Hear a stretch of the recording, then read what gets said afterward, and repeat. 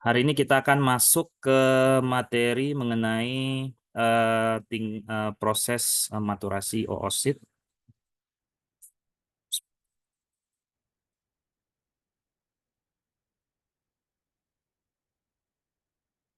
Oke,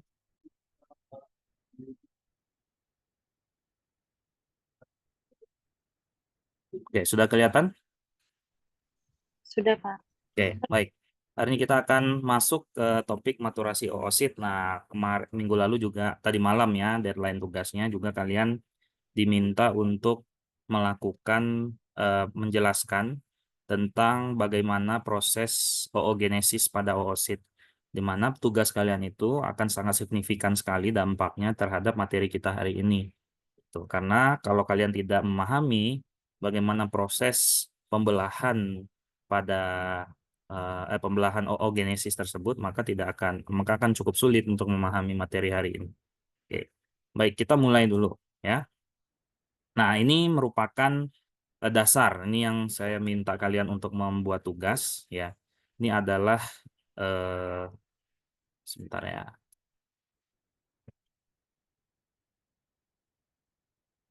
Ngilanginnya. Oke, kita lanjut saja ya. Oke, jadi ini merupakan dasar dari pembelahan sel. Eh, apa? Dalam hal ini kita membahas tentang oogenesis ya. Nah, di sini ya ada oogonium. Nah, oogonium ini merupakan sel-sel telur, ya bakal-bakal sel telur yang terus mengalami pembelahan mitosis. Nah, pembelahan mitosis ini akan menghasilkan oosit primer. Nah, semua kejadian ini itu terjadi ketika hewan betina ataupun anak perempuan itu belum lahir, jadi masih di dalam kandungan ibunya. Jadi kalian yang perempuan, ketika kalian dulu masih dalam kandungan ibu kalian, maka proses ini terjadi nih. Proses ini terjadi. Proses pembelahan mitosis oogonium, ya kan, kemudian berubah menjadi oosit primer. Nah, kemudian selama masa kehamilan, ya kan, selama kalian di dalam di dalam kandungan ibu kalian itu, maka oosit primer ini dibentuk secara banyak, ya, secara massal, dibentuk secara massal. Nah, kemudian proses ini akan terhenti seketika ketika kalian lahir, ya. Nih, ketika ini batas yang abu-abu ini mengartikan bahwasanya kalian sudah lahir, gitu kan, yang perempuan nih khususnya ataupun hewan betina, gitu ya. Nah, ini lahir, maka proses oogenesis ini akan apa namanya, proses mitosis oogonium menjadi oosit primer ini akan terhenti. Maka hewan betina ataupun wanita ya, itu dia mempunyai sel telur yang banyak, ya, sel telur yang banyak, sehingga suatu saat, karena dia tidak mengalami proses pembelahan lagi, suatu saat sel telur ini akan habis. Itu yang disebut dengan istilah, ada yang namanya cadangan sel telur. Nah, cadangan sel telur ini yang membuat apa namanya, si hewan betina ataupun manusia itu bisa mengalami menopause, ya, karena kalau dia tidak apa namanya, ya anggaplah dia tidak hamil-hamil, ya, tidak bunting-bunting, maka setiap bulan, ya kan, kalian mengalami siklus menstruasi kan. Kalau pada ternak dia mengalami estrus. Nah, estrus itu setiap bulan, menstruasi juga setiap bulan. Maka untuk melepaskan satu buah sel telur itu mengorbankan ratusan sel telur. Maka dalam beberapa puluh tahun ke depan, ya mungkin, ya rata-rata usia 45, usia 50, 55, 60, ya itu biasanya cadangan sel telurnya sudah habis, sehingga tidak ada lagi yang memproduksi hormon estrogen, maka terjadilah peristiwa menopause pada manusia. Ya, karena tidak seperti sperma. Kalau sperma minggu lalu kita jelaskan, ya sperma itu akan terus aktif membelah sehingga sampai tua pun, ya sapi itu seandainya dia hidup sampai umur 20 tahun, dia tetap masih bisa memproduksi spermatozoa karena proses spermatogenesisnya itu terus-menerus terjadi di dalam testis. Sementara pada ternak betina itu dia tidak hanya terjadi ketika ternak betina itu berada di dalam kandungan induknya gitu, ataupun wanita itu berada di dalam kandungan ibunya, ya, sehingga eh, suatu saat nanti ya umur 50 tahun, 55 tahun, maka si wanita ini atau ternak betina ini akan mengalami menopause karena cadangan sel telurnya itu sudah habis, ya. Oke, kita stop dulu sampai situ karena ini pembahasannya di ilmu reproduksi ternak ya harusnya. Oke.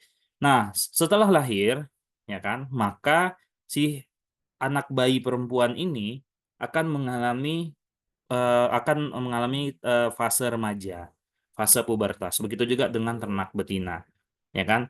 Dia akan mengalami fase pubertas. Nah, fase pubertas itu barulah dimulai kembali proses pembelahan oogenesisnya, tetapi tidak mitosis, ya, hanya melanjutkan tadi kan cuma sampai oosit primer saja.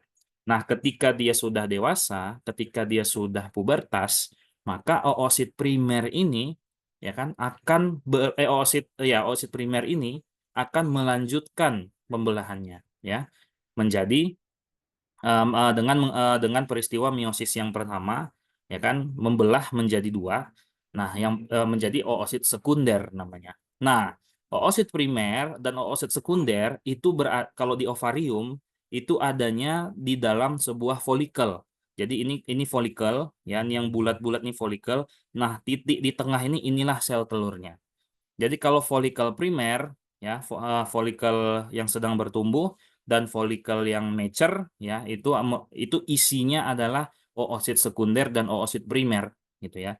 Kalau folikel primer isinya oosit primer. Kalau folikel yang matang atau folikel sekunder itu isinya oosit sekunder. Ya, seperti itu. Nah, folikel ini dia semakin lama akan semakin membesar ya hingga tibalah saatnya dia untuk melepaskan sel telurnya. Peristiwa ini disebut dengan peristiwa ovulasi. Ovulasi adalah ketika sebuah folikel ya melepaskan sel telurnya, melontarkan sel telurnya. Nah, sel telur yang seperti apa yang dilontarkan? Sel telur yang dalam fase oosit sekunder dengan kondisi pembelahan meosisnya itu berada pada meiosis yang kedua ya, meiosis yang kedua dan fasenya itu berada dalam kondisi metafase yang kedua. Nah, sekali lagi ya, ketika oosit itu dilepaskan atau peristiwa ini disebut dengan ovulasi, maka kondisi oosit yang dilepaskan itu yang akan dipertemukan dengan spermatozoa itu harus berada dalam kondisi metafase yang kedua. Ya, kita tahu ya, kalian sudah pelajari meiosis itu ada dua kali, meiosis 1, meiosis 2. Meiosis 1 itu ada telofase, anafase, ada metafase, telofase, anafase, ya kan? Meiosis 2 juga ada telofase, metafase 2, anafase 2, telofase 2. Nah, oosit yang dilepaskan itu berada dalam kondisi yang metafase yang kedua. Jadi dia menunggu sel sperma itu dalam kondisi metafase yang kedua. Nah, apa yang terjadi kalau dia tidak bertemu dengan sperma? Kalau dia tidak bertemu dengan sperma, maka oosit sekunder yang berada dalam metafase 2 ini akan aging dia. Dia akan menua, menunggu terlalu lama, dia akan aging, menua, kemudian akhirnya mati.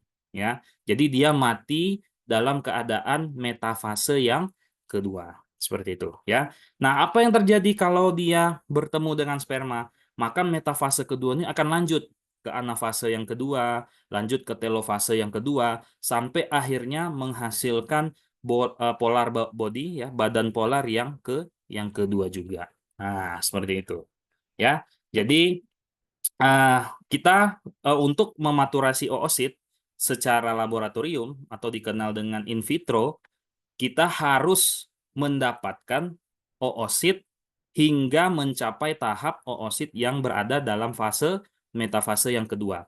Kalau dia belum sampai metafase yang kedua atau kita masih oositnya masih apa namanya belum mencapai, misalnya masih metafase yang pertama, maka sperma itu nggak akan bisa membuahi sel telur atau sel telur ini atau oosit ini tidak akan bisa dibuahi. Dia harus matang dan salah satu ciri sel telur yang matang adalah dia harus mencapai metafase yang kedua. Nah, kita harus melakukan pematangan sel telur ini secara in vitro. Kita harus membuat dia, ya kan, membuat misalnya kita koleksi dari ovarium nih. Kita koleksi dari ovarium, dari RPH misalnya, rumah potong hewan. Kita ambil ovariumnya, biasanya ovariumnya itu belum matang. Nah, ovarium yang belum matang ini harus kita matangkan dulu hingga dia mencapai metafase yang kedua. Oke, ya. Kita lanjut. Nah, setelah fertilisasi nanti ini minggu depan ya. Minggu depan kita akan bicara bagaimana proses fertilisasinya. Nah, setelah fertilisasi nanti dia cirinya akan menghasilkan badan polar yang kedua. Ya, oke, kita lanjut. Nah, ini adalah apa namanya mengambil ya atau mengoleksi oosit dari ternak yang hidup. Ya, apa itu dari ternak yang hidup? Dengan cara apa? Dengan cara melakukan super ovulasi. Nah, kita lakukan superovulasi. Apa itu superovulasi? Superovulasi adalah proses stimulasi ovarium secara buatan. Kita lakukan injeksi ya dengan hormon. Untuk apa? Ya, mengapa harus dilakukan itu? Ya, untuk meningkatkan jumlah folikelnya. Kita tahu seekor ternak itu kalau dia estrus, dia hanya melepaskan satu sel telur saja. Sehingga sedangkan kita biayanya sudah terlalu banyak. Kalau sel telur yang didapat hanya satu kan mubazir ya. Kita biaya sudah banyak, yang didapat cuma satu. Kemudian belum tentu dapat juga ya, sel telur itu sangat kecil ya. Belum tentu dapat juga, maka kita harus melakukan superovulasi untuk meningkatkan jumlah sel telur yang ingin kita dapatkan. Nah, bagaimana caranya? Caranya biasanya dengan melakukan penyuntikan dengan menggunakan hormon. Hormon yang digunakan adalah hormon gonadotropin, salah satunya adalah FSH. Nah, ada dua kondisi nih, ya. Nah, yang A ini adalah kondisi ovarium 3 hari, ya, setelah disuntik hormon FSH. Ya, folikelnya besar-besar semuanya. Kalau biasanya nggak disuntik itu, biasanya folikelnya hanya satu atau paling banyak dua yang besar. Ini ada banyak nih, 1, 2, 3, 4, 5, 6, 7, 8, 9. Ada 9, ya. Nah, yang B, ini adalah kondisi ovarium 4 hari setelah injeksi hormon FSH. Nah, ya, kalau 4 hari dia sudah lepas, ya, sel folikelnya itu sudah pecah, sel telurnya sudah keluar. Ya, ini ditandai dengan terbentuknya korpus luteum. Ini korpus luteum nih, 1, 2, 3, 4, 5, 6, 7, 8. Ya, jadi sudah lepas sel telurnya. Nah, yang kita inginkan yang bagaimana? Kalau kita ingin mengkoleksi oosit dari ternak yang masih hidup, maka kita harus mengkondisikan ovariumnya itu belum terjadi ovulasi, ya, sehingga nanti bisa kita ambil, bisa kita sedot, ya. Nah, kalau ini sudah ovulasi dia, kalau sudah ovulasi udah nggak bisa lagi kita ambil oositnya. Nah, ya, jadi sekali lagi, kalau ingin mengkoleksi oosit dari ternak yang masih hidup, maka kita harus melakukan injeksi dengan FSH dan maksimal hari yang tepat ya, waktu yang tepat untuk melakukan pengambilan sel telur itu adalah 3 hari setelah injeksi hormon FSH. Ya, ini banyak ya metodenya, nggak cuma FSH, tapi FSH ini merupakan hormon yang utama. Oke, kita lanjut. Nah, ini ya, ini metodenya. Jadi melibatkan banyak sekali hormon ya. Ini hari ke-0 ya, kita injeksi dia dengan estrogen dan progesteron ya, progestin. Nah, kita suntik dia dengan progesteron itu selama 1 minggu nih, selama 1 minggu. Nah, di hari ke-4 barulah kita injeksi dia dengan FSH ya, sampai hari ke-7. Nah, hari ke-6 dilakukan tiga jenis hormon yang disuntik. Ada PGF, ada FSH, dan ada juga progestin. Hingga 12 jam ya kemudian. Juga 12 jam kemudian juga diinjeksikan PGF2 alfa. Ya. Kemudian hari ke-7 pemberian progestin dihentikan. Kemudian hari ke-7,5 ya, 7,5 hari. Nah, ini FSH dihentikan, maka hari ke-8 ya itu dilakukan ovum pick up namanya. Ya, ovum pickup ini adalah pengambilan sel telur dari ternak yang masih hidup, dari makhluk yang masih hidup. Dilakukanlah ovum pickup. Nah, perkembangan folikel ini harus selalu dipantau melalui USG supaya mengetahui sudah sebesar apa folikelnya. Kalau dia terlalu besar, kemungkinan apa namanya, ketika kita mau melakukan ovum pick up, ya kan, maka sudah keburu ovulasi. Nah, maka disarankan ya seketika dipantaulah kondisinya. Oh, ini sudah oke nih, sudah tahu nih lokasi-lokasi folikelnya di mana saja, sehingga dengan menggunakan USG kita bisa langsung melakukan tindakan pengambilan sel telur ya atau ovum pick up. Oke. Nah, ini ya proses pemberian hormonnya. Hormonnya biasa kita menggunakan Voltropin ya, ini FSH ya, ataupun juga bisa menggunakan Foligon. Ini biasa yang digunakan ya untuk melakukan superovulasi ya pada ternak ya. Ini kita lakukan waktu itu pada sapi pesisir ya, ini tahun 2021 kalau nggak salah kita kerjakan. Itu masih bersama dengan Prof. Zaituni Udin. Itu ya. Oke, lanjutkan. Nah, bagaimana jika ternyata terlambat? Nah, terlambat kita.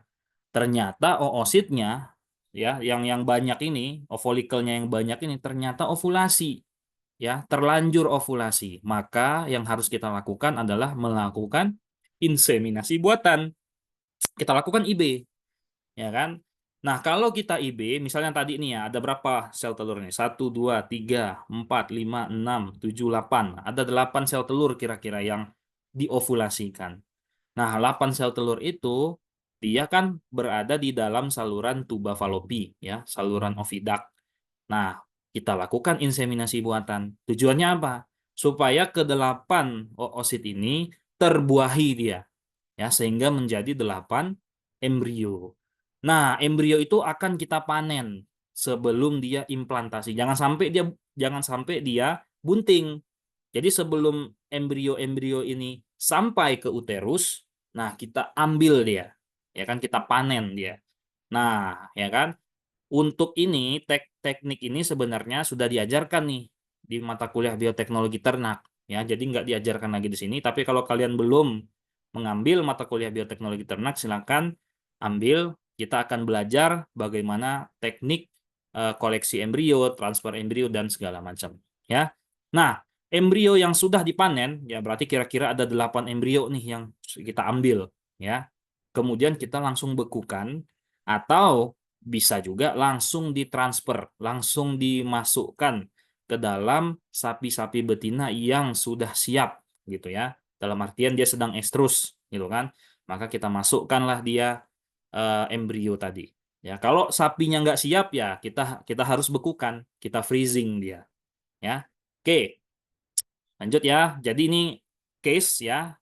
Kalau seandainya oosit tadi sudah terlanjur ovulasi, sehingga tidak bisa kita ambil lagi, tidak bisa kita lakukan ovum pick up karena dia udah berada di dalam saluran tuba, ya, tuba falopi tadi. Oke, lanjut. Nah, ini caranya ya untuk melakukan ovum pick up pada ternak yang masih hidup. Ya, yang pertama kita lakukan super ovulasi. Ya tadi ya, super ovulasi. Yang kedua, kita harus lakukan nih anestesi epidural. Nah, biasa kita lakukan di sela ya pangkal ekor, ya kita kita injeksikan apa namanya, anestesi atau bius ya supaya akan apa namanya, menetralisir rasa sakit ya yang ada di sekitar panggul ya, karena kan ovum pickup ini dia menggunakan jarum ya melalui organ vaginanya gitu, organ vaginanya dimasukkan alatnya kemudian diambil dengan menggunakan jarum ya, sehingga sapi tidak merasakan sakit ketika dilakukan pengambilan sel telur itu ya. Kemudian nanti kotorannya kita bersihkan, ya kan? Nanti area anus dan vagina itu disterilisasi. Kemudian lakukan palpasi rektal untuk mencari lokasi ovarium, ya, dengan menggunakan USG juga bisa. Ya biasanya alat ini, alat apa namanya, ovum pick up gun-nya ini, ya biasanya juga sudah dilengkapi dengan USG, ya, sehingga langsung bisa dipantau melalui monitor. Ya, kemudian setelah tahu lokasi ovarium di mana, kita pegang ovariumnya. Ya. Kemudian pengambilan sel telur dengan cara penyedotan ya atau aspirasi. Ya, dengan menggunakan bukan IB ya, ovum pick up gun ya. Langsung dari folikel yang tumbuh di ovarium ya dengan menggunakan ovum pick up gun ya. Ada alatnya ya yang digunakan untuk mengambil sel telur. Ya, tetap harus dipantau dengan menggunakan USG. Nah, kemudian oosit yang diperoleh ya umumnya biasanya karena kita sudah super ovulasi dan dia akan ovulasi gitu ya, akan ovulasi, maka oosit yang diperoleh biasanya sudah matang ya. Namun demikian ada beberapa memang yang belum matang, tapi biasanya sudah matang. Nah, kalau belum matang, maka akan kita matangkan terlebih dahulu dengan menggunakan teknik in vitro maturation. Nah, seperti itu ya. Oke, kita lihat. Nah, ini ya silakan disimak. Ini adalah sebuah video proses pengambilan ovum pick up ya pada sapi. Ya, silakan disimak. Here's Monica. She's about to undergo some ovum pickup. So first of all, we've given her a caudal epidural anaesthetic to anaesthetize her properly. Ya, Seems to have taken. I've also given her a small dose of ACP in the tail vein. Ya, So now we're ready to proceed. The ultrasound probe is always gloved up, especially for each cow, so we keep it very, very clean, and there's no danger of transmitting anything from one cow to the other as we go through the morning. Now, before we put the ultrasound probe into the vagina, I've got to empty the rectum out, so there's nothing in there except for my arm. Semua kotoran ya untuk lebih bisa and the rectal wall to make it easy for me to grasp the ovaries and place them in close apposition to the head of the probe. Always just check at this stage that the reproductive tract is normal and I can find both of the ovaries and pull them up out of the bursa to make sure I can undertake the procedure safely.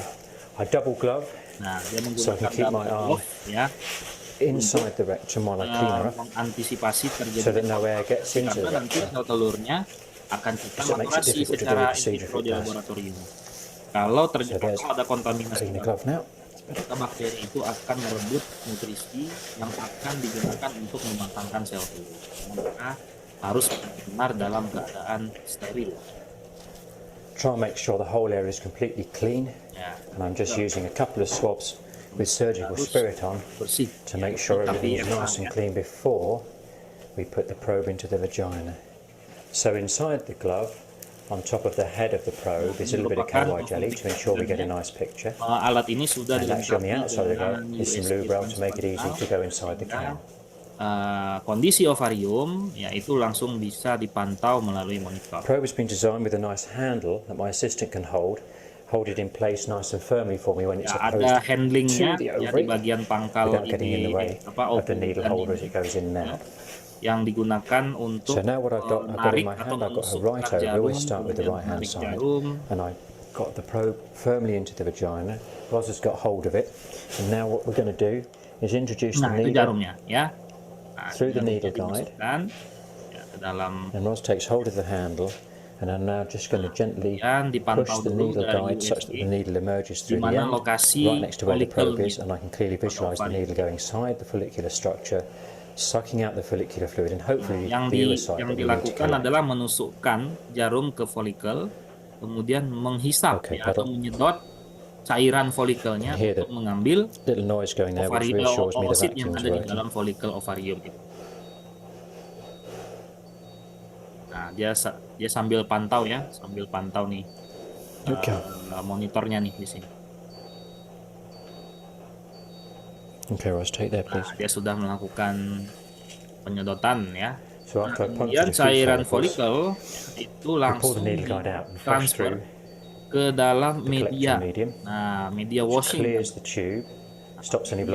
akan mencuci dan akan nanti akan taring juga, disaring untuk menghasilkan agar oositnya saja yang didapat. Lain itu tidak above 27, ideally about 30 degrees centigrade, because again the oocytes are very temperature sensitive. Media washingnya namanya.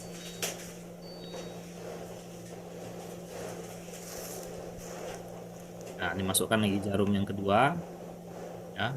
Berarti mungkin ya ada sekitar 2 atau 3 oosit yang mungkin akan dia ambil. Ya,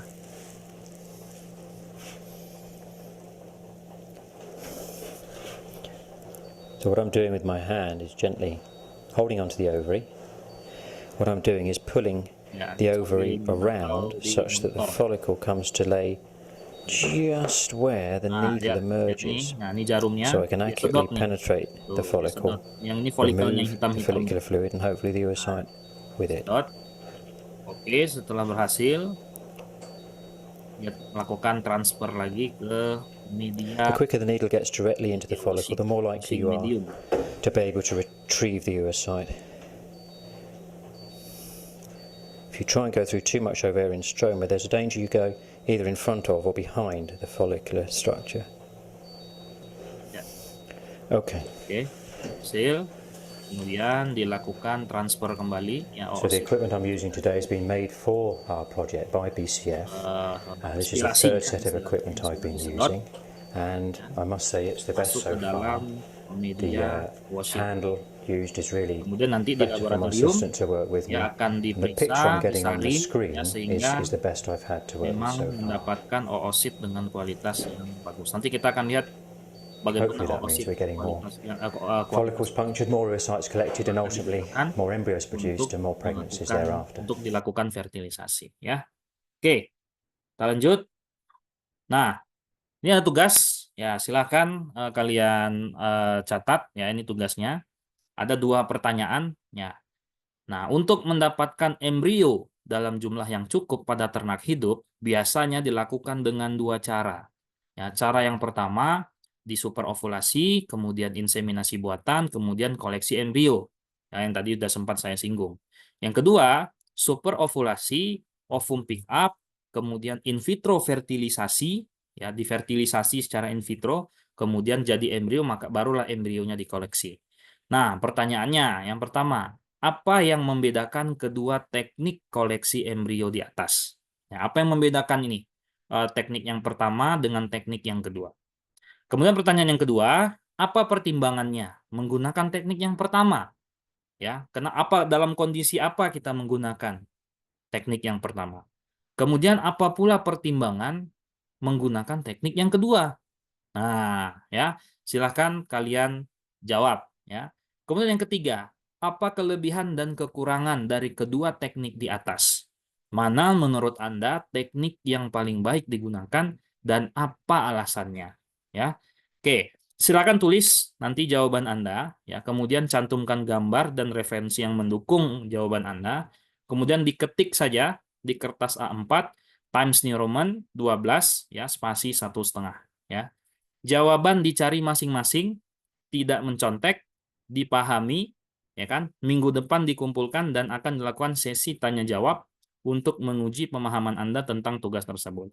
Kemudian tidak boleh melakukan copy paste karena tugas yang Anda kirimkan itu akan saya lakukan turnitin. Nah, saya turnitin, saya akan cek berapa persen Anda itu menulis dengan pikiran-pikiran Anda. Ya, bukan kopas dari begitu tahu jawabannya dari internet, langsung dikopas gitu kan. Nah, saya akan lakukan cek Turnitin ya untuk melihat seberapa similar, berapa persen persamaan jawaban-jawaban Anda ini dengan kopas-kopas dari internet. Jadi silakan itu juga bisa dilakukan ya untuk melihat apakah Anda mengcopy jawaban teman Anda. Itu juga bisa dilihat dengan menggunakan aplikasi Turnitin tadi. Jadi silahkan Anda tulis jawaban Anda sendiri, nggak perlu tulis tangan, boleh diketik, tetapi nanti hasil ya tugasnya itu nanti akan saya turnitinkan ya untuk melihat apakah Anda melakukan kecurangan dalam menjawab pertanyaan-pertanyaan ini ya. Jadi cuma ada 3 pertanyaan. Nah, silahkan dikerjakan kemudian dikumpulkan minggu depan ya. Dikumpulkannya ini ya PDF saja ya dalam bentuk PDF. Kumpulkan dalam bentuk PDF, nanti saya buatkan lagi Google Form-nya khusus untuk mengumpulkan tugas ya. Oke, terima kasih. Ada pertanyaan untuk tugas ini? Cukup jelas ya? Oke, baik. Kita lanjutkan kuliah kita.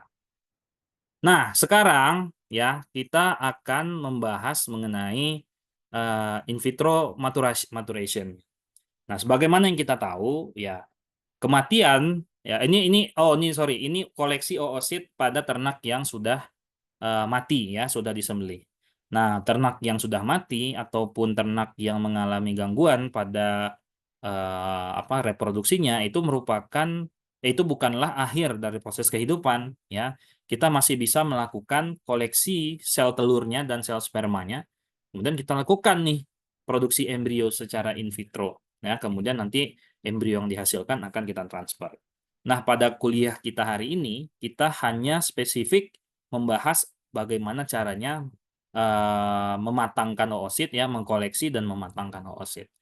Ya, jadi ini prosesnya ya, koleksi sel telur ya biasanya dari ovarium yang kita ambil dari RPH ya, rumah potong hewan ya, kita ambil oositnya, kemudian kita maturasi ya. Kemudian ini juga spermanya kita koleksi, kemudian nanti kita pertemukan dia dengan oosit ya. Ini sekilas ya supaya kalian bisa dapat gambaran. Ya, ini adalah proses in vitro fertilisasi. Nah, ini oositnya. Nah, ini yang bergerak ini adalah sel spermanya. Nah, ini kita lakukan di dalam laboratorium. Nah, kita pertemukan oosit ini dengan sel sperma. Nah, tetapi sebelum kita melakukan ini, kita harus mengambil si sel telur ini dalam kondisi yang sangat bagus kualitasnya. Ya. Oke. Nah, baru setelah itu kita lakukan setelah fertilisasi nanti akan kita kultur ya, kemudian jadi embrio. Nah, embrio inilah yang akan kita transfer ke ternak-ternak betina. Oke. Yuk. Nah, ini pengambilan oosit dari betina yang sudah disembelih ya. Nah, oosit itu berasal dari ovarium. Nah, ya kan, ovarium. Ovarium itu nanti diambil ya dari rumah potong hewan, ya hewan betinanya dipotong, kemudian ovariumnya diambil, kemudian masukkan ke dalam larutan fisiologis dengan suhu 38 derajat Celcius, kemudian dibawa ke laboratorium. Selanjutnya di laboratorium kita akan lakukan penyedotan langsung, ya, langsung disedot. Nah, kita akan langsung melakukan penyedotan ya. Selanjutnya dengan menggunakan jarum 18 sampai 19 G ya, yang dihubungkan dengan suntikan atau pompa penghisap. Nah, teknik ini disebut dengan teknik aspirasi. Nah, jadi folikelnya ini ditusuk dengan jarum, kemudian disedot. Cairan folikelnya itu disedot. Nah, ini ya. Jadi disedot cairan folikelnya ya, dilakukan 2 sampai 3 kali ya, sampai oositnya ini benar-benar tersedot, yang putih ini tersedot gitu ya. Nah, sel telur yang diperoleh umumnya masih belum matang, beda tadi kalau kita lakukan superovulasi. Superovulasi itu sel telurnya biasanya sudah matang ya. Kalau ini banyak yang belum matang. Nah, maka perlu dilakukan teknik in vitro maturation ya, sebelum kita lakukan in vitro fertilization ya. Nah, ini yang akan kita bahas ya. Nah, ini merupakan teknik immature oocytes. koleksi Ovaries are oosit then dari transferred to ovarium. cold media on an ice surface for dissection. Nah, tekniknya namanya aspirasi folikel. Teknik aspirasi.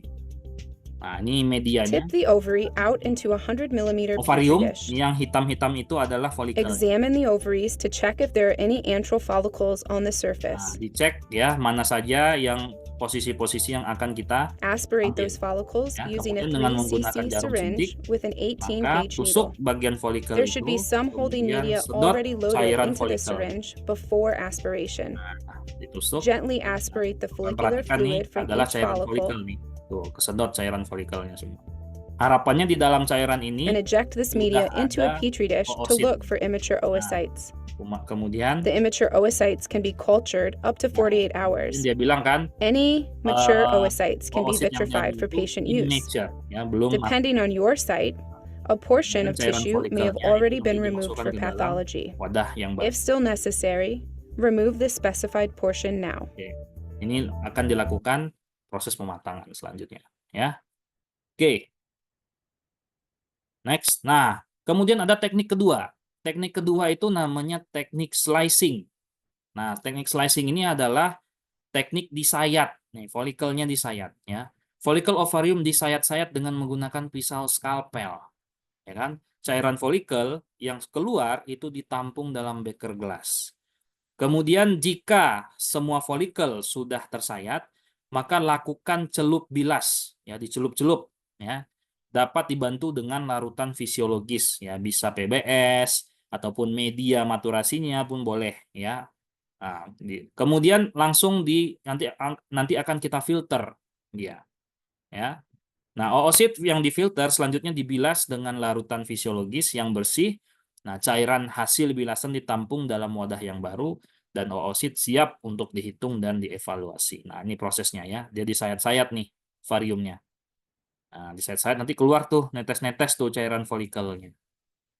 Nah, ya dengan menggunakan pisau scalpel tuh. Dia sayat-sayat tuh. Pokoknya semua yang ada bentuk-bentuk folikelnya tuh disayat. Nah, oosit itu posisinya biasanya ada di tepi ovarium, ya, bukan di tengah. Sehingga kita lakukan aja penyayatan tuh, disayat-sayat semuanya. Sehingga cairan-cairan folikelnya nih keluar. Nah, kemudian ditampunglah nih di bawahnya ini sudah ada media, ya. Nah, dilakukan celup bilas nih, dibilas tuh. Tuh, nah dibilas ya dengan harapan kalau ada sel telur yang masih nyangkut di dalam ovarium itu bisa keluar semua, ya. Nah, ini merupakan media washingnya, ya, media pencucinya tadi. Ya, masukkan nih ke dalam, dibilas-bilas, ya, celup bilas namanya, ya. Nah, kalau diperlukan, ya, nah dia sampai tekan-tekan nih. Nah, sampai ditekan-tekannya seperti ini dengan harapan oosit yang nyangkut ya di dalam itu akan keluar semua. Tuh. Dia tekan di dinding beker gelasnya. Nah, dengan harapan oositnya tuh keluar semua. Nah, gitu. Oke, kita lihat nih hasil sayatannya banyak ya. Tuh. Ya, oke. Nah, ini ovarium yang sudah, nah, terus dibuang. Nah, ini ovarium semua nih isinya nih. Tuh, ovarium. Nah, kemudian diambillah tadi cairan media yang sudah ada oositnya di dalam. Kemudian disaring nih. Nah, ini ada penyaring oositnya. Nah, disaring, ya kan. Kemudian disiapkan juga wadah yang baru. Nah, ini heating table ya. Meja ini di set suhunya itu 37-38 derajat Celcius. Nah, ya, kemudian disaring, ya ini penyaringnya. Kemudian nanti kita bilas saringannya ini. Kemudian hasil bilasannya itu, ya kan, kemungkinan besar sudah terdapat oosit di dalam.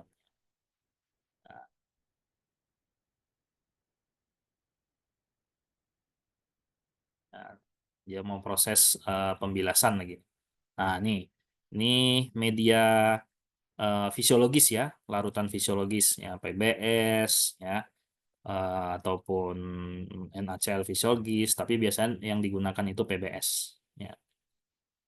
Oke, diambil larutan PBS-nya, ya kan. Nah, baru kemudian dia lakukan pembilasan.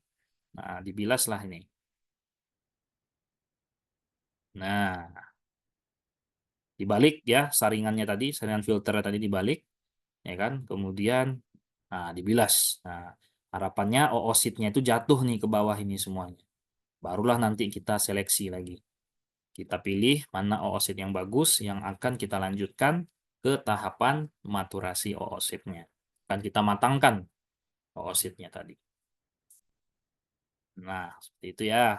Oke. Nah, dilakukan ya 2-3 kali sampai dipastikan kalau oositnya ini sudah benar-benar apa namanya? Bersih, saringannya itu benar-benar bersih ya. Sudah sampai yakin kalau oositnya itu udah keluar semua ya. Oositnya nggak bisa kita lihat ya, kita melihatnya harus melalui mikroskop ya karena sangat kecil oositnya itu ya. Oke, selanjutnya ini akan kita lakukan prosa ya. Oke, ini sudah. Nah, barulah kita lakukan tahapan berikutnya. Nah, Kemudian oosit itu akan kita amati melalui mikroskop. Nah, kita akan pilih oosit yang sudah kita terambil tadi. Yang dipilih adalah yang baik. Kita grading dia. Ini grade A, ini B, ini C, ini D. Nah, yang kita pilih itu yang grade A, ya. Biasanya beberapa juga ada yang juga mengambil grade B, tapi tidak direkomendasikan. Yang direkomendasikan adalah grade A. Apa ciri-ciri oosit yang bagus itu? Ya, ciri-cirinya adalah dia memiliki lapisan sel kumulus. Nih, oosit yang mana, Pak? Oosit ini yang hitam nih, yang hitam di tengah ini, inilah oosit. Kemudian seperti cincin warna putih, ini adalah zona pelusida yang melindungi oosit. Ya. Kemudian di sekitar zona pelusida itu ada sel-sel kumulus. Nah, sel-sel kumulus yang baik, yang mengelilingi oosit itu harus 3 lapisan. Ya, ini nggak terlalu kelihatan lapisannya nih. Ya, ini lapisan pertama, ya. Kemudian ini lapisan kedua, ya kan? Nah, ini lapisan ketiga paling luar. Nah, ya kan? Nah, 3 lapisan inilah merupakan oosit yang terbaik, oosit yang bagus ya karena dia apa namanya? Dikelilingi oleh sel-sel kumulus ya sebanyak 2 sampai 3 lapis. Nah, kalau ini nih cuman 1 atau 2 lapis nih, kalau yang B ini ya. Nah, kalau yang C ini dia cuma 1 lapis nih nggak bagus. Kemudian udah pada rontok nih sel kumulusnya ya. Apalagi yang D, sel kumulusnya nggak ada. Kemudian kalau kita lihat oositnya tidak hitam nih, sudah mulai pudar ya, artinya sudah sangat jelek oositnya, sitoplasmanya sudah tidak kompak lagi. Nah, ini ada bercak-bercak putih ini, itu yang menandakan oositnya sudah tidak kompak lagi. Nah, yang bagus itu yang A dan B, tetapi rekomendasinya harus oosit yang seperti ini, ya, grade A. Oke. Setelah kita pilih, ya kita dapatkan oosit yang grade A tadi, maka kita akan melakukan prosesnya. Mulailah kita akan melakukan proses pematangan oositnya.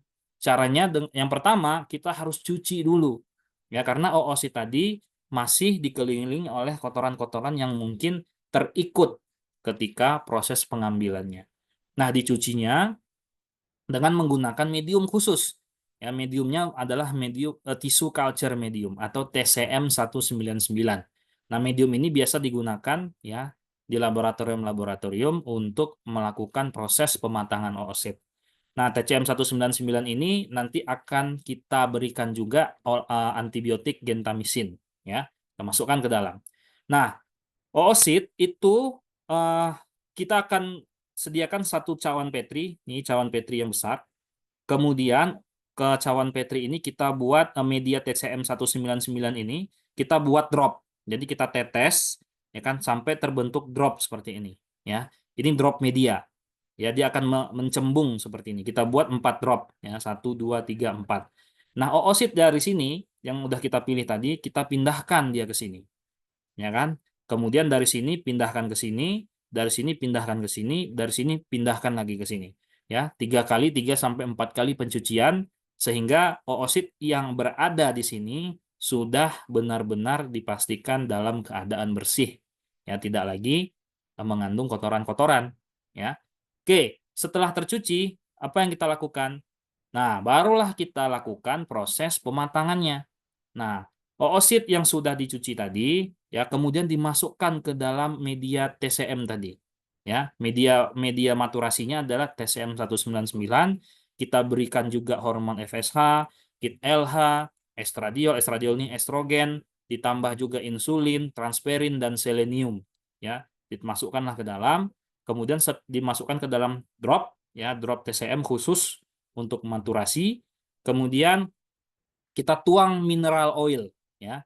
Kita tahu ya air dan minyak itu tidak bersatu. Jadi kalaupun ini dituang maka tidak ada ngaruhnya nih ke drop media tadi. Ini air nih. Bahan dasarnya kan air. H2O ya. Nah, kalau kita tuanglah mineral oil tadi ini sehingga tertutuplah semua media ini dengan mineral oil tadi. Apa fungsinya mineral oil ini? Mineral oil ini fungsinya untuk mencegah media ini kering karena akan kita inkubasi dia selama 24 jam. Dropnya itu kan sangat sedikit. Ya, mungkin sekitar 20 mikro mungkin atau mungkin 100-200 mikro saja mungkin. Ya, sehingga kalau kita biarkan dia tanpa mineral oil 24 jam tuh nguap dia, kering dia nanti. Maka harus kita lapisi dia dengan mineral oil. Nah, seperti apa bentuk drop dan mineral oil itu? Oh ya. Nah, belum ya. Nah, seperti ini. Ya. Nah, ini dropnya. Ini cairan nih. Ini cawan Petrinya, ya kan? Nah, ini TCM 199-nya. Nah, seperti itu ya. Nah, ini di washing tadi nih, ya, di washing ke sini, ke sini, ke sini, ke sini, ke sini, ke sini, akhirnya dia, ya kan, dari sini diambillah oositnya tadi, ya kan? Kemudian dipindahkan nanti ke media maturasi. Kalau di sini dia pakai 3 nih, ada 3 nih, 1, 2, 3. Nah, jadi masing-masing ini ada oositnya di dalam. Ya. Ini media biasa saja, media biasa yang kita kita teteskan, kemudian nanti akan terbentuk gelembung, bukan gelembung ya apa? Memang media yang mencembung, ya.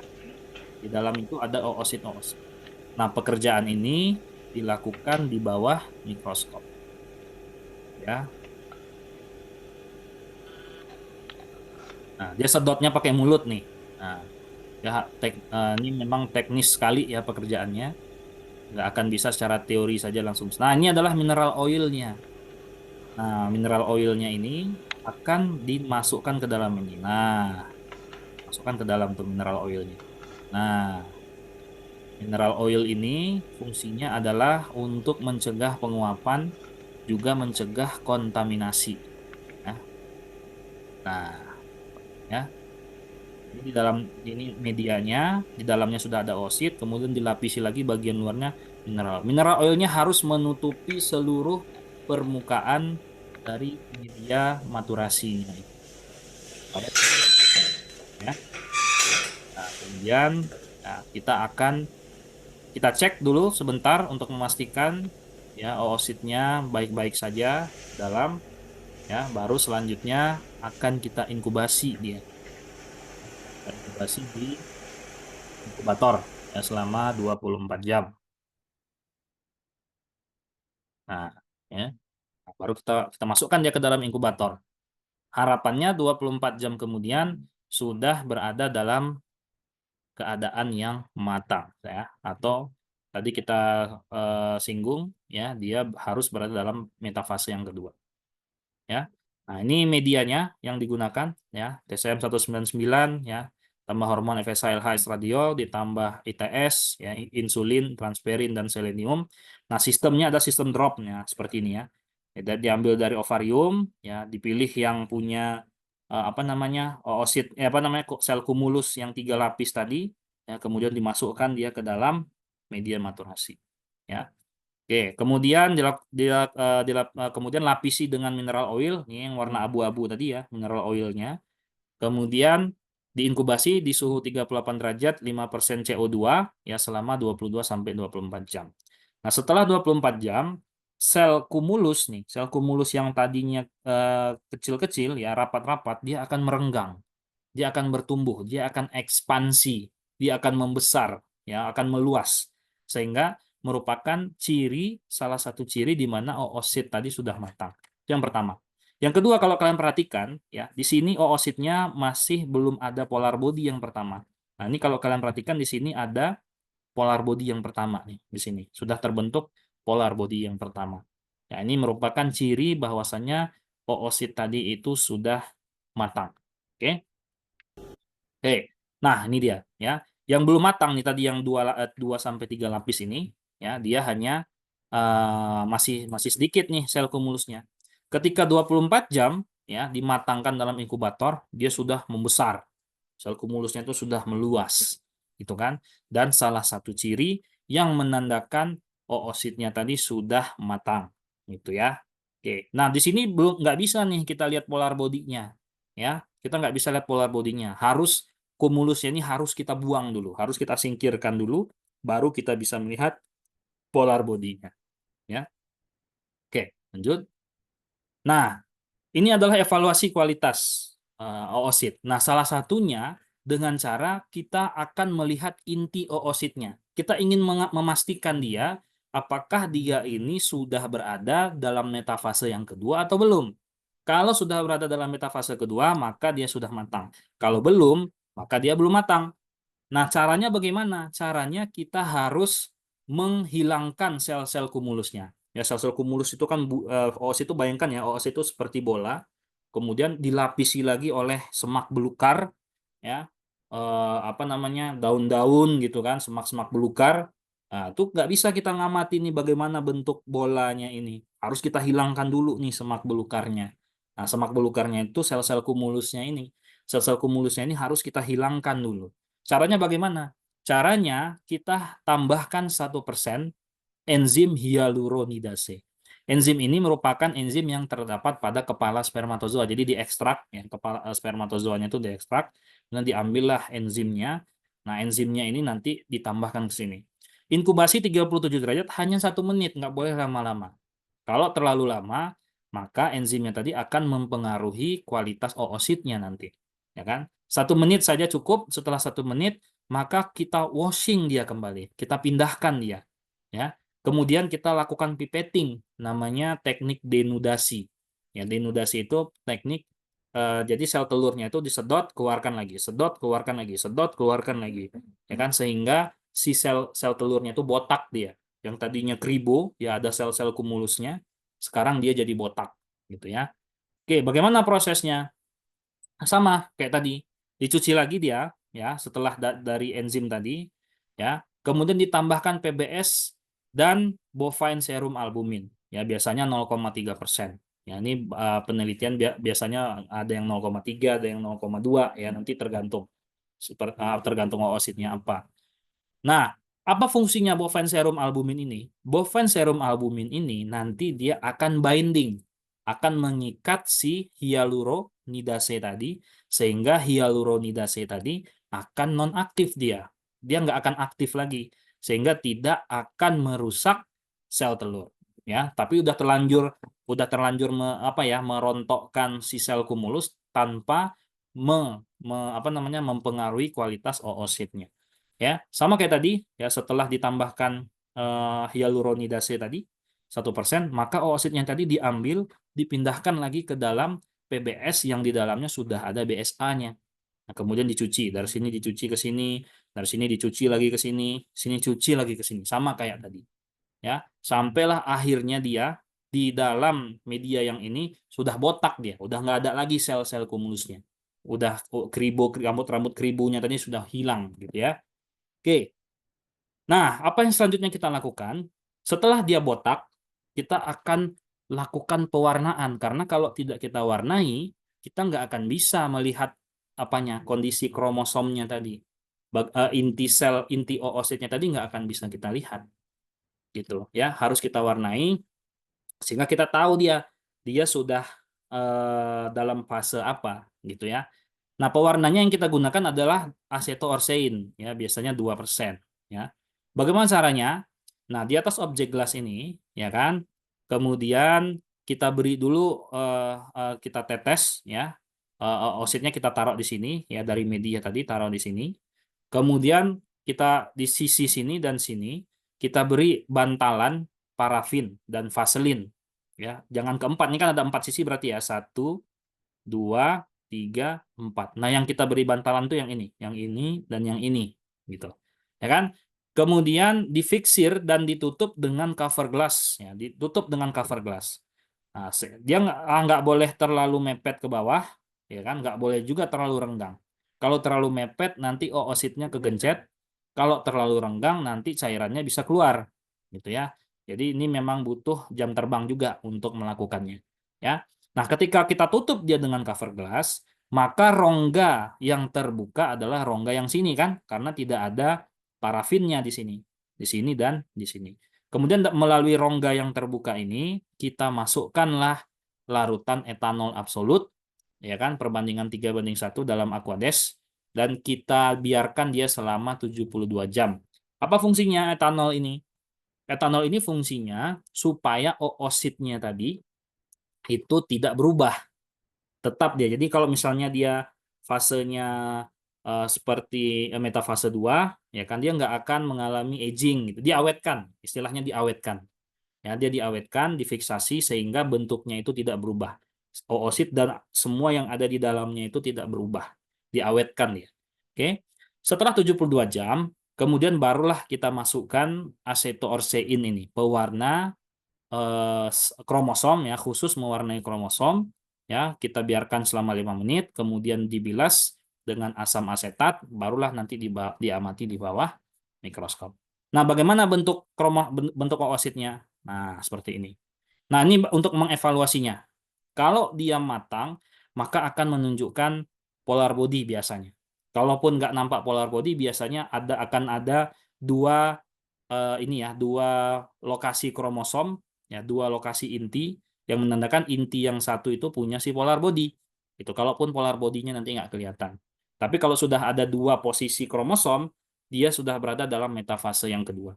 Ya, itu tandanya oositnya sudah matang. Nah, kalau belum matang, ya biasanya intinya masih di tengah, ya, masih di tengah dan masih satu, ya, ataupun belum kelihatan intinya sama sekali. Nah, itu belum matang. Nah, bagaimana bentuknya? Nah, seperti ini bentuknya, ya. Ini sudah botak nih. Nah, ini kalau kalian perhatikan, yang tipis ini adalah zona pelusidanya. Nah, yang di tengah ini intinya, ya. Ini adalah germinal vesicle. Ya, intinya itu masih ditutup selaput intinya itu masih jelas. Ya, masih bisa kita lihat nih, bulat seperti ini. Ini adalah germinal vesicle-nya. Ya kan? Nah, kemudian yang B. Yang B ini adalah GVBD. Apa itu? Germinal vesicle breakdown. Jadi kan lapisan pembungkus inti selnya itu sudah menghilang, sudah pecah, gitu ya, breakdown. Artinya pembungkus intinya itu sudah pecah. Nah, yang hitam-hitam ini adalah kromosomnya, gitu, ya. Kemudian yang C ini adalah metafase 1. Taunya dari mana, Pak? Karena kromosomnya itu masih satu. Dia sudah tidak di tengah lagi, dia sudah ke tepi, tetapi belum melanjutkan pembelahannya. Ya, jadi masih metafase 1. Nah, yang kita cari adalah yang D, metafase kedua. Ya, ditandai dengan dua lokasi kromosom yang berbeda. Jadi ada dua lokasi kromosom, artinya sudah terjadi pembelahan meiosis yang pertama itu sudah komplit, sedang melakukan pembelahan meiosis yang kedua. Metafase itu adalah kondisi kromosom sejajar di bidang ekuator. Ya, jadi kalau ini dilihat lebih dekat, sebenarnya kondisi kromosomnya itu sejajar. Ya, kalau ini kan dia masih acak-acak nih, masih di atas, di bawah, di kanan, di kiri, ya kan, masih acak-acakan. Kalau ini dia sudah posisinya sudah sejajar, sudah memanjang. Artinya dia sudah berada dalam kondisi metafase yang kedua. Dan ada dua lokasi yang berbeda. Nah, satu yang ini nanti akan menjadi polar body. Cuman hanya saja ini polar body-nya belum terlalu kelihatan jelas. Tapi dia sudah masuk ke dalam metafase yang kedua. Nah, yang E, ya ini juga degenerasi. Ya, dia degenerasi sehingga nggak ada satupun kromosom yang bisa kita perhatikan di sini, yang bisa kita lihat. Artinya memang kromosomnya sudah rusak ya sebelum diwarnai. Jadi degenerasi. Nah, ini gambarnya nanti diambil dengan menggunakan mikroskop fase kontras ya, perbesaran 200 kali. Nah, ini juga sama ya. Ini juga sama. Eh, ini yang GV ya, ini yang GVBD ya. Nah, biasa GVBD itu juga ke arah tepi. Nah, ini metafase 1 ya, kromosomnya masih satu gitu ya. Nah, ini menarik nih. Ini telofase 1 nih. Ya, telofase 1. Jadi dia kromosomnya itu mulai membelah ya, mulai terbagi menjadi dua, tetapi masih bentuknya itu masih telofase. Telofase itu masih proses menuju lokasi yang berbeda, masih proses menuju pembelahan, begitu ya. Nah, ini menarik ya karena ada telofase. Nah, sudah ada dua lokasi oosit, dua lokasi kromosom yang berbeda. Nah, inilah yang menandakan bahwasannya sudah terjadi metafase yang kedua. Nah, yang metafase kedua inilah yang kita butuhkan, ya. Nah, yang F ya ini degenerasi, ya ini jelas sekali ya kromosomnya tidak kelihatan. Kemudian kalau kalian lihat nih permukaan oositnya ya juga sudah tidak rata gitu ya, tidak mulus ya, sehingga menandakan bahwasanya oosit ini sudah mati gitu ya sebelum dilakukan proses pematangan ya. Penyebabnya bermacam-macam ya. Kita tidak tahu juga nih faktor kematiannya karena apa ya. Tapi yang jelas dia degenerasi, tidak bisa digunakan. Nah, ini ya, tadi dari kromosomnya cuma satu, nah, jadi dua nih. Jadi ini yang disebut dengan polar body yang pertama. Jadi kromosom yang dua tadi, yang dua lokasi kromosom yang berbeda tadi, itu adalah satu kromosomnya si oosit, ya, oosit sekundernya ini, satu lagi punya si polar body.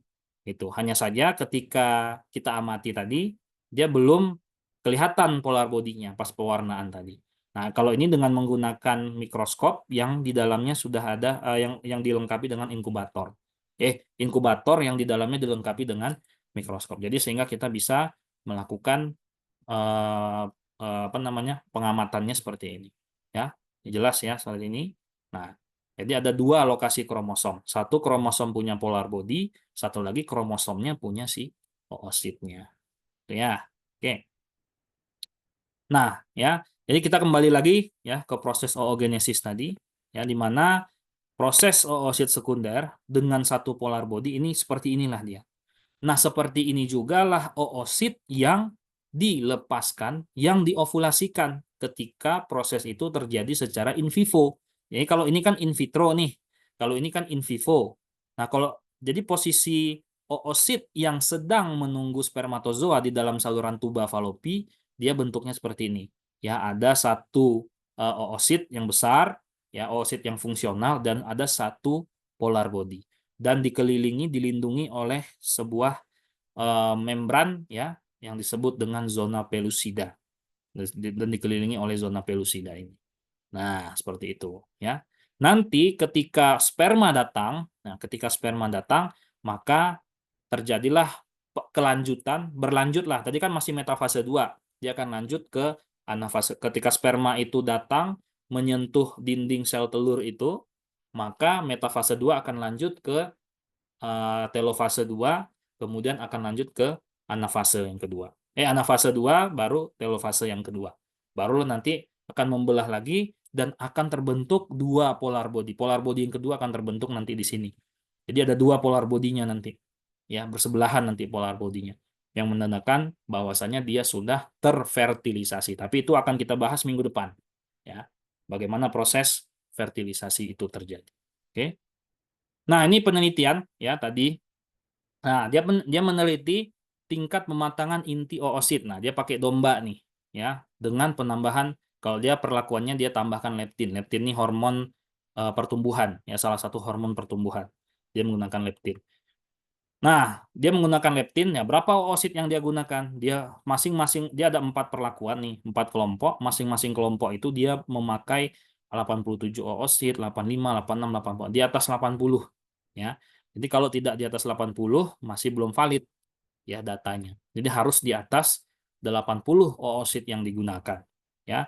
Nah, setelah 24 jam dimaturasi dengan menggunakan leptin nih. Kalau dia P1, nah, dia leptinnya 10 nanogram nih perlakuannya, ya. Ini 50 nanogram, ini 100 nanogram per mili. Nah, yang kontrol setelah 24 jam dimatangkan, maka oosit yang berada dalam metafase 2, kondisi metafase 2 itu hanya 82%.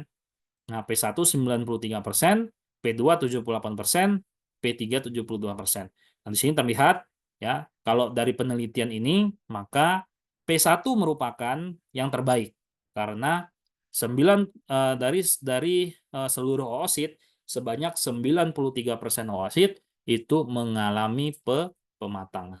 Ya, mengalami matang. Ya, artinya siap untuk dilakukan proses fertilisasi. Ya, seperti itu. Nah, ini tadi yang kedua, kalau ini menggunakan katekin, ya, kalau katekin ini adalah antioksidan. Nah, kalau menggunakan katekin, ya, dari sekian banyak oosit, ya, ternyata yang paling bagus itu adalah yang diberi katekin 15 mikromolar, ya. Dari seluruh oosit yang dimatangkan selama 24 jam, terdapat 92% oosit yang matang. Gitu ya, ada 92 oosit yang matang. Nah, gitu ya. Oke, selanjutnya. Nah, oke, next meeting, ya, perkuliahan berikutnya kita akan masuk nih. Karena ini kita udah mematangkan si sel telurnya. Pertanyaannya. Nah, yang bisa jawab nih dapat nilai nih pertanyaannya. Siapa yang bisa jawab dapat nilai. Apakah oosit yang sudah dilakukan proses, ya, proses pewarnaan ini ya kan? Jadi kan kalau dari penelitian ini dia kan melakukan apa namanya pematangan oosit ya, dia melakukan pematangan oosit. Nah, dia kan melihat metafase yang kedua tadi harus diwarnai dengan menggunakan acetoarsein. Nah, dari 85 oosit terdapat 78 oosit yang matang. Pertanyaannya, apakah 78 oosit yang matang ini bisa dilanjutkan untuk fertilisasi? Siap, yang bisa jawab dapat nilai plus. Ada yang bisa jawab? Apakah 78 oosit ini bisa kita lanjutkan untuk proses fertilisasi? Ada yang tahu jawabannya?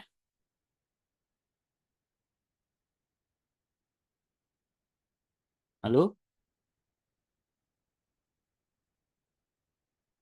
Halo? Ada orang? Ya, Pak. Ada, Pak. Oh, ada. Ya, coba yang jawab ada tadi. Kira-kira bisa nggak? Kalau menurut saya bisa, Pak. Bisa. Yang lain? Iya, karena Kenapa? ositnya udah matang, Pak. Oke. Yang lain? Ada jawaban yang berbeda nggak? Jawabannya, ya sayang sekali. Tadi siapa? Giva ya? Siapa tadi yang jawab? Laila, Pak. Hah? Laila, Pak. Di Nila. Nila ya? Laila, Pak. Oh, Laila. Oke, Laila. Saya catat. Makasih Laila. Dapat poin ya. Tapi jawabannya kurang tepat. Meskipun begitu, tetap dapat poin tambahan tadi Laila. Baik. Jawabannya tidak bisa dimatangkan. Kenapa tidak bisa dimatangkan? Karena untuk melihat metafase yang kedua, dia harus diwarnain nih. Ya kan? Kita kembali lagi nih ke sini nih. Nah, sorry. Nah, dia harus dimatangkan seperti ini. Nah, harus dimatangkan kan, diberi larutan etanol, tentu sudah mati oositnya, ya kan? Kemudian dikasih acetoorsein lagi, tentu sudah mati. Maka oosit yang ini nggak bisa lagi dilanjutkan untuk proses fertilisasi. Nah, apa untuk terus Pak, bagaimana kalau kita mau memfertilisasi? Maka kita mengacu pada data yang pertama. Misalnya data pertama ini di perlakuan yang pertama. Nah, dia mendapatkan 93% terbaik. Maka untuk fertilisasi selanjutnya, dia harus ulang lagi dari awal dengan melakukan penambahan si leptin ya 10 nanogram. Nah, diulang lagi dari awal. Nah, prosesnya setelah pematangan, ya setelah ini, nah sampai di sini, setelah dicuci sampai di sini, maka tidak lagi dilakukan proses pewarnaan. Dengan asumsi, ya karena penelitian sebelumnya, ya dia 93% bagus, maka dia lanjutkan ke tahapan fertilisasi, itu tidak lagi dengan menggunakan pewarnaan. Gitu. Jadi diulang lagi dari awal, ambil lagi sebanyak 80-an oosit, kemudian sampai ke tahap pencucian terakhir, baru kita lakukan proses fertilisasi. Jadi nggak diwarnai dia. Kalau kita warnai lagi, dia nggak akan bisa divertilisasi lagi. Nah, gitu ya. Jadi pewarnaan tadi hanya ingin mengkonfirmasi, ya kan, dengan penambahan misalnya tadi contohnya leptin ya. Dengan penambahan leptin ini berapa persen sih oosit yang matang? Oh, ternyata yang menggunakan 10 nanogram itu lebih cepat matang, gitu kan? Lebih banyak yang matang. Maka diulang lagi dari awal.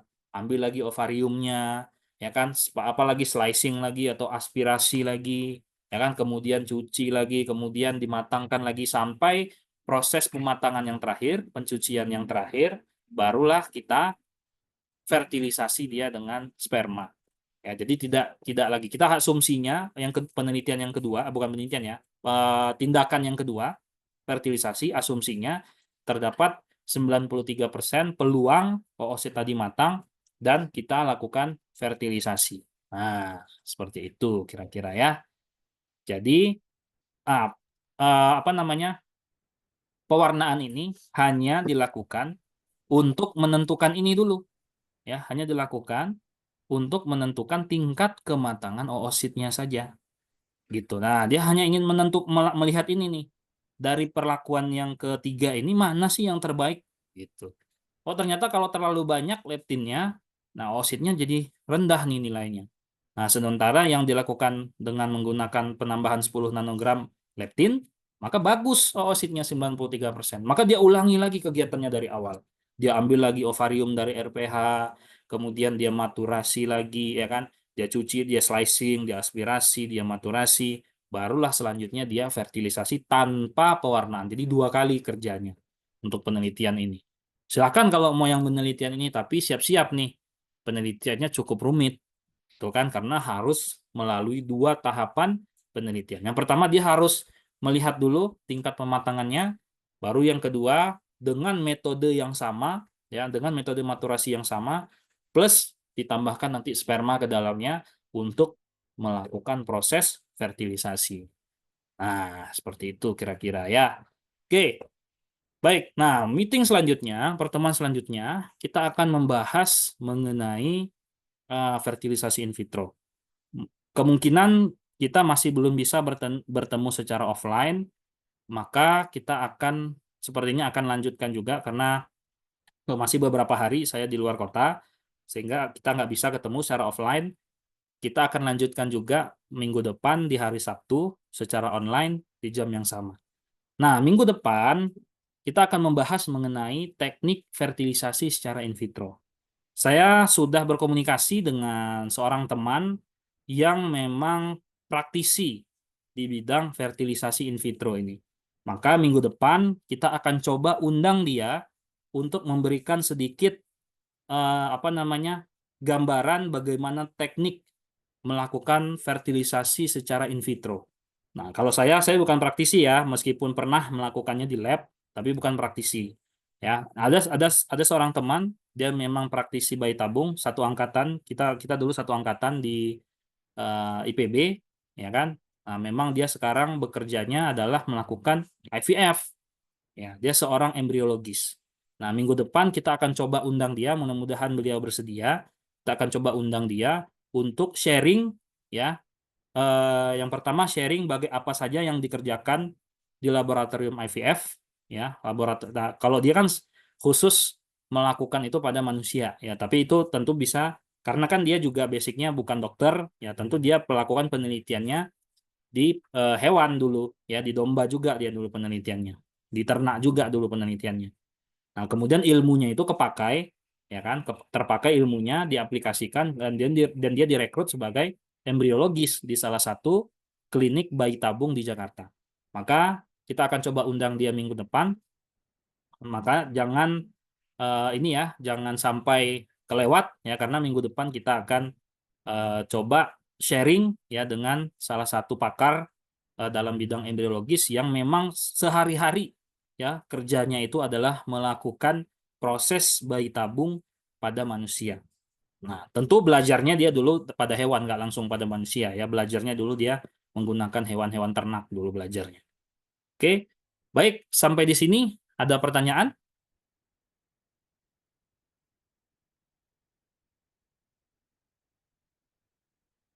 Halo? Ada pertanyaan kah?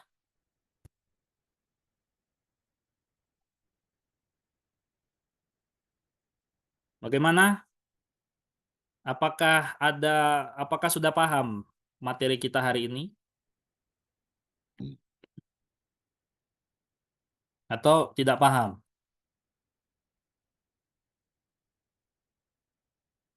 Paham nggak nih? Ya, oke. Makanya untuk minggu depan ya silakan dikerjakan tugasnya tadi. Nah, karena di tugasnya tadi juga pasti akan menyinggung topik yang akan kita bicarakan minggu depan. Ya, jadi kan tadi ada 2 teknik koleksi embrio kan. Yang satu menggunakan ovum pickup, yang satu menggunakan inseminasi buatan. Ya, nah itu akan menyinggung proses fertilisasi in vitro yang akan kita diskusikan atau kita pelajari minggu depan. Kita akan coba undang salah satu pakar ya. Beliau merupakan embriologis di salah satu klinik bayi tabung di Jakarta. kita akan dengarkan informasi-informasi yang akan dia sampaikan, ya, apa saja yang dia kerjakan. Kemudian mungkin akan kita tanya juga, apakah mahasiswa peternakan yang penelitiannya mengenai IVM dan IVF ini punya peluang untuk bisa bekerja di perusahaan-perusahaan atau klinik-klinik bayi tabung. Nah, itu akan coba kita bahas minggu depan bersama embriologis. Ya, kita akan undang. Baik, ada pertanyaan? Cukup? Jelas? Pak. Jelas Cukup, ya? Pak. Oke, baik. Sebelum kita akhiri, saya minta kalian absensi dulu. Absennya saya share ya.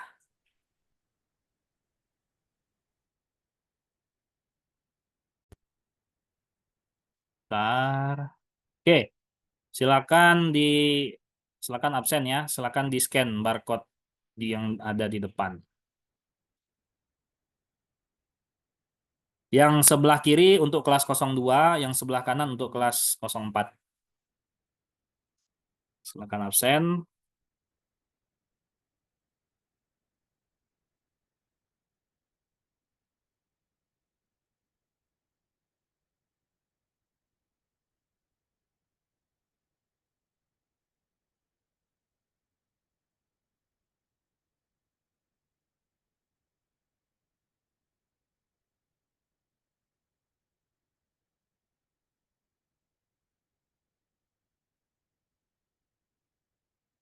Sudah? Belum, Pak. Belum, Pak. Belum? Yuk segera.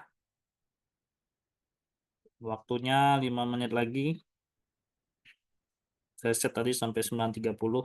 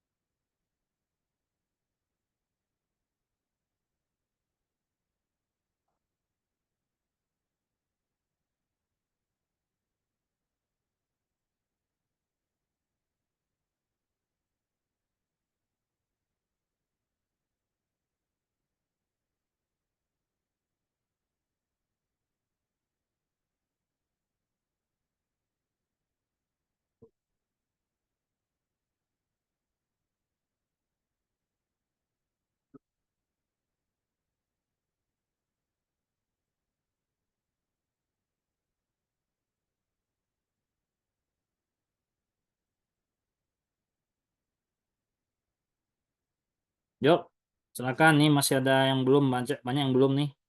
Wahyu Ramadan, Anissa Fadilah, Rimelis Hidayanti, siapa lagi, Nur Laila, tadi ya yang jawab pertanyaan ya. Zaki Saputra, Trin Suciah, Ivasa, Alfedro Maizaldi. Nah, ini yang untuk kelas 02.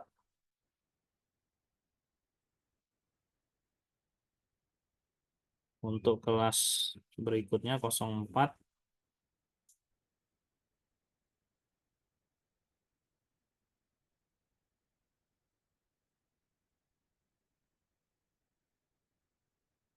Nah, si banyak yang belum nih.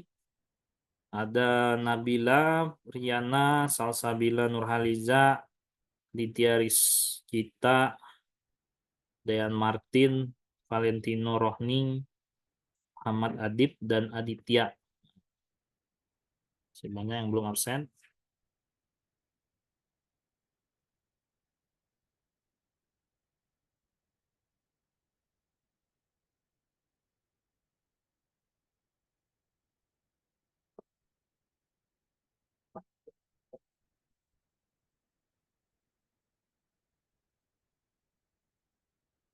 Sudah ya? Sudah, Pak. Oke, kita tutup. Oke, Belum, Pak. belum. Belum bisa, Pak. Belum bisa? Belum bisa juga, Pak. Oke. Belum, Pak.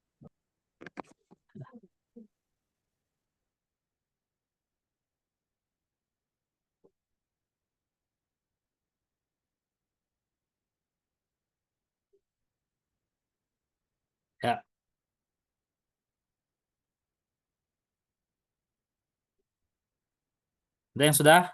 Belum? Oke, kalau nggak gini aja. Silakan hidupkan videonya. Saya akan ambil gambarnya. Nanti akan saya itu manual saja. Apa namanya? Absensi manual saja. Oke. Tolong namanya diganti ya. Yang ada NIM-nya dihapus saja NIM-nya. Yang Dini Sufiati, nih Giva diganti namanya Giva Restika saja gitu. Nah, coba dihidupkan kameranya. Nah, nanti saya akan absensi manual saja. Ya.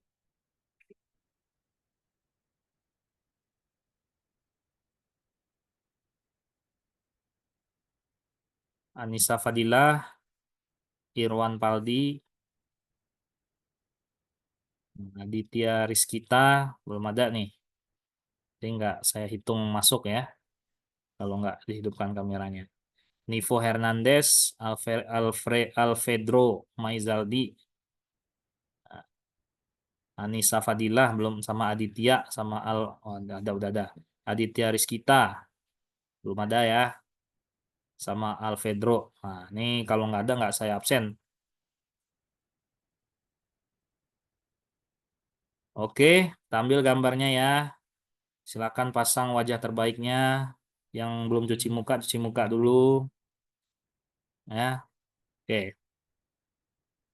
Oke, Aditya Rizkita nggak ada ya. Oke, satu. Ambil ya. Satu.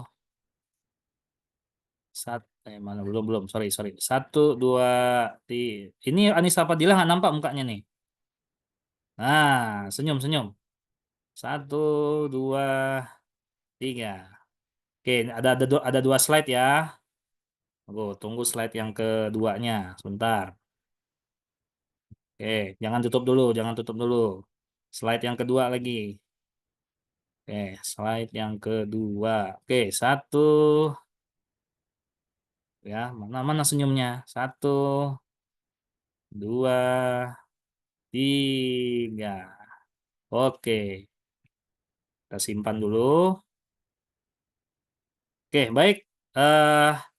Sampai ketemu minggu depan ya. Saya harap datang hadir semua supaya bisa kita dengar langsung dari pakar embriolognya untuk teknik in vitro fertilization. Baik, dengan demikian berakhirlah kuliah kita pada hari ini. Sampai ketemu minggu depan. Saya tutup. Assalamualaikum warahmatullahi wabarakatuh. Selamat pagi.